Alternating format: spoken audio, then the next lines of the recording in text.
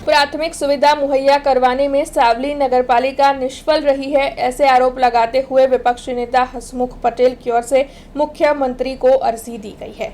सावली नगर के मध्य में से कांस गुजरती है, जिसकी सफाई सही तरीके से नहीं हो पाई है।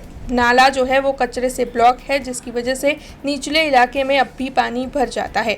ऐसे में वहां के लोगों को दिक्कतों का सामना करना पड़ता है। तो वहीं बारिश के मौसम के दौरान स्ट्रीट लाइट बंद हो जाती है और इस शिकायत को बार बार करने के बावजूद भी ये समस्या नहीं सुलझ रही है। तो वहीं सावली में जगह जगह कचरे के ढेर नजर आ रहे हैं, तो वहीं ड्रेनेज भी ओवरफ्लो हो रही है, जिसकी वजह से पूरा सावली गंदगी से और बदबू से इस वक्त काफी ज्यादा बदतर स्थिति में पहुंच गया है और यहाँ पर बीमारियां फैलने की लोगों में दहशत भी है। इसके अलावा भी सावली में कई असुविधाएं हैं। तब इन सभी मामले में आवाज उठाते हुए सावली नगरपालिका लोगों को प्राथमिक सुविधा मुहैया करवाने में निष्फल रही है, ऐसे आरोप लगाते हुए विपक्ष के नेता हसमुख पटेल की ओर से गुजरात के मुख्यमंत्री भूपेंद्र पटेल को पेशकश की गई है। तो वहीं उनकी ओर से अन्य 4 अधिकारियों को भी अर्जी दी गई है। तब इस पूरे मामले पर विपक्ष नेता हसमुख पटेल ने प्रतिक्रिया भी दी है, जो आइए सुनते हैं। सावली नगरपालिकाમાં અમે વિરોધ પક્ષના નેતા તરીકે જવાબદારી છે। છેલ્લા 5 વર્ષથી અમારી સાવલીના જે મુખ્ય 5-6 મુદ્દાઓ છે એની રજૂઆત છે, પણ આજ દિન સુધી નિકાલ નથી થતો। ભારતીય જનતા પાર્ટીનું 3 વખતથી શાસન છે, લોકો ખોબે ને ખોબે મતો આપે છે, તો પણ આ લોકો મતદારોની ચિંતા કર્યા વગર પોતાના જ કામોની નિકાલ કરવાની વાતો છે। સાવલીના મુખ્ય 3 મુદ્દા છે। એક સાવલીનો તળાવ, ઐતિહાસિક તળાવ જે ગાયકવાડ સરકાર વખતનું ઐતિહાસિક તળાવ છે, એ ગંદકીથી આજે ખદબદે છે। એનું ખાતમુહૂર્ત 3 વાર સાંસદ સભ્યશ્રી કરીને ગયા, પણ એનું બ્યુટિફિકેશન થયું નહીં।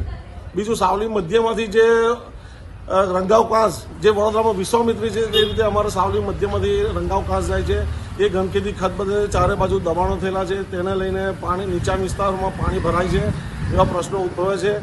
ત્રીજો પ્રશ્ન અમારો એ છે કે સાવલીની જે ભૂગર્ભ ગટર યોજના છે, એ સાવલીની ભૂગર્ભ ગટર યોજના આ લોકોએ જે 3 વર્ષ કોન્ટ્રાક્ટરને રન કરવાની જવાબદારી હતી, આ લોકોએ કંઈક નાણાકીય વહીવટ કરીને મધ્યમાંથી વચ્ચેથી જે રન કર્યા વગર 3 વર્ષની મુદત પૂરી થયા વગર આ લોકોએ ચાર્જ લઈ લીધો। ટેકનિકલ માણસો છે નહીં નગરપાલિકા પાસે, અને જ્યાં ત્યાં ગટરો ઉભરાય છે, રોગચાળો પાટવાની દહેશત છે। આવી અમારી અનેક માંગણીઓ છે। એક ચોથી માંગણી એ છે કે જે બીપીએલ યાદી, જે ગ્રામ પંચાયત વખતની બીપીએલ યાદી છે, આજ એ અમલમાં છે નહીં। ગામના ગરીબ ને વંચિત લોકોને આનો લાભ બીપીએલ યાદીનો મળતો નથી। 5મો પ્રશ્ન અમારો પ્રધાનમંત્રી આવાસ યોજના। 5 વર્ષથી સાવલીમાં છેલ્લા 5 વર્ષથી પ્રધાનમંત્રી આવાસ યોજનાનો કોઈ લાભ મળેલ નહીં। વારંવાર લાભાર્થીઓ રજૂઆત કરવા માટે નગરપાલિકામાં યોગ્ય જવાબ મળતો નથી। આ બધી અનેક મુદ્દાઓ છે જે અમારે વારંવાર રજૂઆત છતાંય આ નગરપાલિકામાં ઘોડતંત્ર અમારે જવાબ આપવા નિષ્ક્રિય રહેલું છે।